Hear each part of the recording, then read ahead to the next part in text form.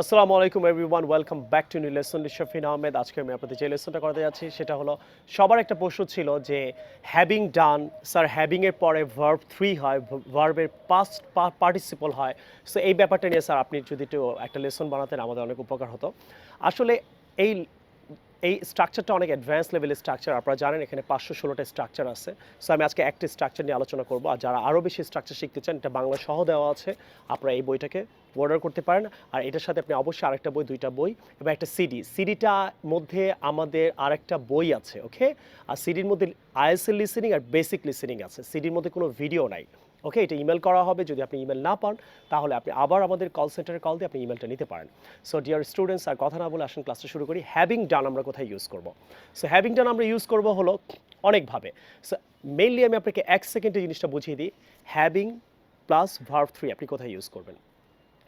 ভার্বের সাথে 3 ফর্মটা বসবে, গো, ওয়েন্ট, গন। ইট, এইট, ইটেন, আপনাকে ইটেন ইউজ করতে হবে।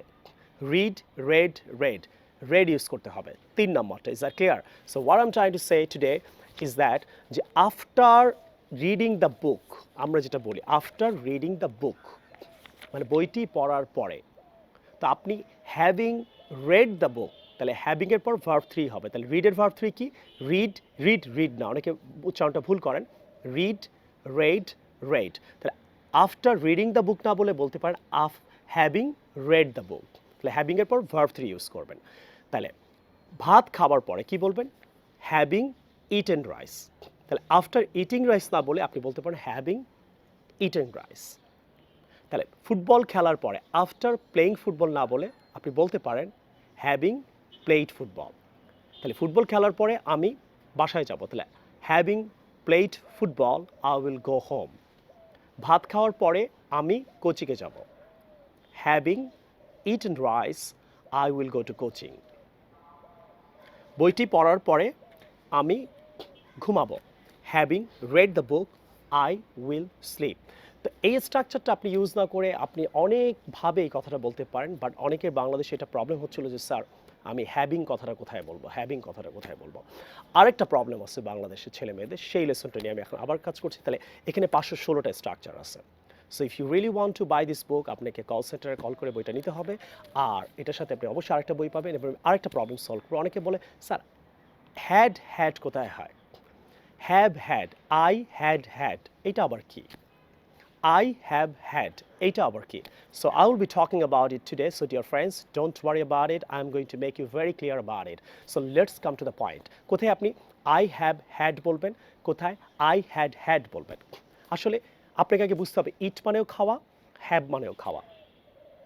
আবার বলছি, হ্যাভ মানেও খাওয়া, ইট মানেও খাওয়া। আপনাকে হ্যাভ মানে খাওয়া অর্থে এখানে ইউজ হবে, ব্যবহৃত হবে, ক্লিয়ার? তাইলে আমি ভাত খাই, আই ইট রাইস। তাহলে ইট উঠিয়ে দিয়ে আপনি কি বলতে পারেন? I have rice. ক্লিয়ার? এখন যদি আপনি প্রেজেন্ট পারফেক্ট টেন্সে বলেন তাহলে আপনাকে বলতে হবে I have eaten rice. I have eaten rice. তাইলে হ্যাভ মানে আমি খাওয়া বলেছিলাম, তাহলে হ্যাভের ভার্ব 3 কি? Have, had, had. তাহলে আমি ভাত খেয়েছি, আই হ্যাভ হ্যাড রাইস। এখানে হ্যাডটা হলো ইটের ভার্ব 3। তার মানে হ্যাভ মানেও যদি খাওয়া হয় তাহলে হ্যাভের ভার্ব 3 হচ্ছে হ্যাড। তাহলে ইজ দ্যাট ক্লিয়ার? তাহলে আই হ্যাভ ইটেন রাইস না বলে বলতে পারেন আই হ্যাভ, এটা অক্সিলারি ভার্ব, এটা দুইটার সাথেই থাকবে। I have eaten rice, I have had rice. এর মানে আমি ভাত খেয়েছি। এখন আপনি অনেকে বলে আই হ্যাড হ্যাড, এটা কিভাবে হয়? এটা সিম্পল। আমি ভাত খেয়েছিলাম, আপনি যদি পাস্ট পারফেক্ট টেন্সে ইউজ করেন তাহলে আপনাকে বলতে হবে I had eaten rice. I had eaten rice. Is that clear? So I had eaten rice. তাহলে ইটেনের জায়গায় আপনি যদি হ্যাভ খাওয়া অর্থে ইউজ হয় তাহলে হ্যাভের পাস্ট পার্টিসিপল কিন্তু হ্যাড। তাহলে ইটের পাস্ট পার্টিসিপল হলো ইটেন। তাহলে কি হবে? আপনি যদি পারফেক্ট টেন্সে বলেন আই হ্যাড ইটেন রাইস না বলে বলতে পারেন আই হ্যাড হ্যাড রাইস। তাহলে এই হ্যাডটা হলো অক্সিলারি ভার্ব, পাস্ট পারফেক্ট টেন্সের জন্য ইউজ হচ্ছে। আর পরের হ্যাডটা হলো হ্যাভ মানেও খাওয়া, হ্যাভের পাস্ট পার্টিসিপল হলো হ্যাড। তাহলে I had had rice. I had eaten rice, অনেক আগে ভাত খেয়েছিলাম। আর যদি আপনি হ্যাড ইউজ করতে চান তাহলে আই হ্যাড, এটা অক্সিলারি ভার্ব, আর পরের হ্যাডটা হলো হ্যাভ মানেও খাওয়া, হ্যাড মানেও খাওয়া, হ্যাড মানে past participle. I had had rice. তাহলে আপনি অনেক আগে আপনি একটা বার্গার খেয়েছিলেন, তাহলে কি বলবেন? I had had a burger. অথবা বলতে পারেন I had eaten a burger. ইটেনের জায়গায় কিন্তু হ্যাড বসতেছে। ক্লিয়ার? আমি অনেক আগে বিরিয়ানি খেয়েছিলাম। I had eaten biryani. আর নইলে কি বলতে পারেন আই হ্যাড বিরিয়ানি। এখন আমরা টপিকের উপরে ক্লাস করব। সো এখন আমরা টপিকের ক্লাসটা আপনাদের জন্য আরেকটু স্মার্টলি আমরা এখন করাবো। সেটা হলো অবশ্যই একজন থাকবে এখন কথা বলার জন্য। আমাদের চিলড্রেন কোর্স ফ্রাইডে অ্যান্ড স্যাটারডেতে আমরা যে কোর্সটা করাই, ওই কোর্স থেকে আমাদের একটা বাচ্চা, সে আমাকে হেল্প করবে। সো এখানে এতদিন আমি যেটা করেছিলাম, আমি কোয়েশ্চেন্স করে আমি আনসারটা বলে দিয়েছিলাম। আজকে যেটা করব যে আমি কোয়েশ্চেন্স করবো, ও আনসার করবে, আপনার আনসারটা এইভাবে শিখবেন আর বাসায় প্র্যাকটিস করবেন। সো এখানে যদি ও কোনো ভুল করে আমি এটা কারেক্ট করে দিব। So let's get started. So topic আমরা পেজ নাম্বার চলে যাব অবশ্যই স্পোকেন বুক 2 থেকে পেজ নাম্বার 37। টপিক নাম্বার হলো 41, museum, right? Museum. So museum. So I want to ask you some questions about museum. Can you Okay. answer me? Yeah. All right. What's your name? My name is Azreen. All right, let's go. First question, number 1. Why do people go to museum? Some people go to museums for gathering information about the history, and it's an effective way to learn. Wow. Can you say the answer again, please? Okay. Some people go to museums because it's an informative place. Okay. So what is informative? Informative is something that gives you information. So আপনি for getting information না বলে this is a informative place বলতে পারেন। informative মানে যেখানে অনেক কিছু information পাওয়া যায়, শেখা যায়। So this is a information place না, this is a informative place. একটা ওয়ার্ড শিখলাম, thank you. Next number B, what type of things do we see there? We see historical things that archaeologists have found, such as pieces of artwork, and in some historical places we can also find fossils of extinct animals. Can you explain the words? Sorry. The words you have used? Oh, so shall I just say the answer again? Yes, say the answer again and explain the words. Okay, so in museums we can find pieces of arts that What is pieces of arts? pieces of art is something that is a piece of art. Piece of art. Yeah. And second? And then that archaeologists have found, and in some museums we can also find fossils of extinct animals. What does it mean?